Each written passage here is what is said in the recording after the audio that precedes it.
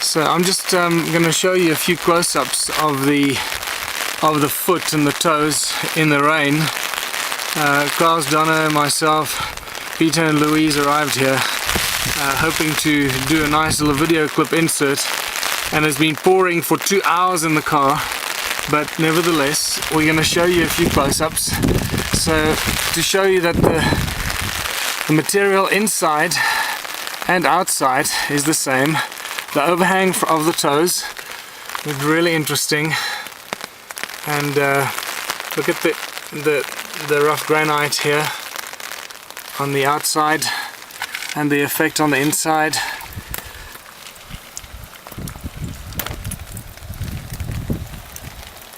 That's the big toe. I pull back a bit, get an effect.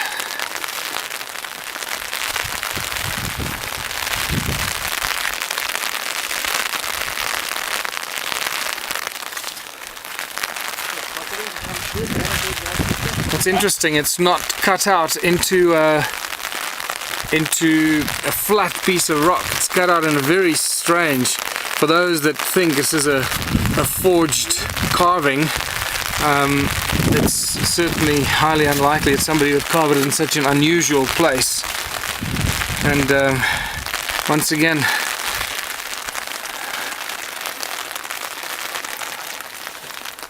inside and down here.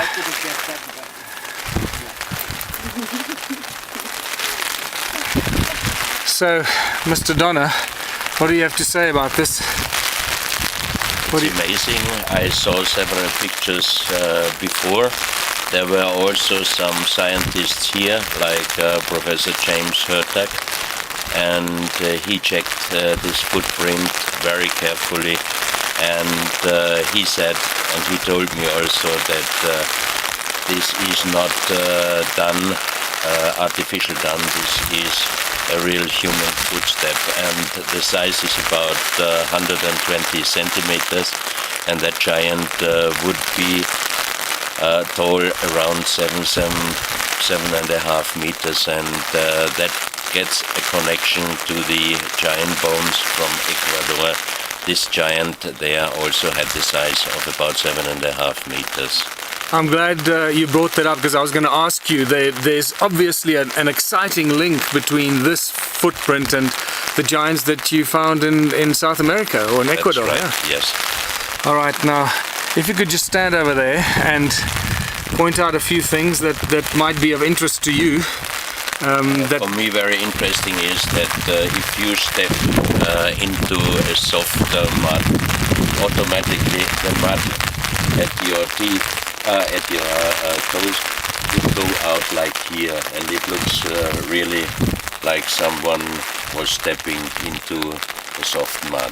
The important thing just to explain as well, we know this is not mud, this is granite. For those that are wondering, it is granite, there's no doubt about it. How this happened remains a mystery, because many people will argue that it's impossible to leave a footprint in granite because where and how granite is formed. And just to also tell the people the history of this footprint, it was discovered in 1912 by a farmer in the area called Stoffel Kutsia, who was hunting, and he found it in those days. This was a very remote part of South Africa and the Transvaal, and he found it while hunting. And to find something like this in the middle of nowhere, in those days this was teeming with wildlife, and there were probably lions and buck here and other antelope and giraffe, and to find something like this, you know, is highly suspicious to suggest that somebody would sneak out here and carve it out. One would need to look at the erosion on the inside, matches the erosion on the outside. There obviously are certain discrepancies, but that's because of the compaction and the impact that the footprint would have had. But otherwise, there's no suggestion whatsoever that this was a fake or a carving, and we'll stick to that until somebody proves anything else. You should try to bring here some very good geologists also to check this, and if possible also professional doctor, checking also the footprint itself, because the only skeptical thing, I always have to be skeptical also, is that from here to here, it's the difference here is too big. Usually it should be like that, and here this one. That's the only thing I have to be skeptic. So I think it would be very good.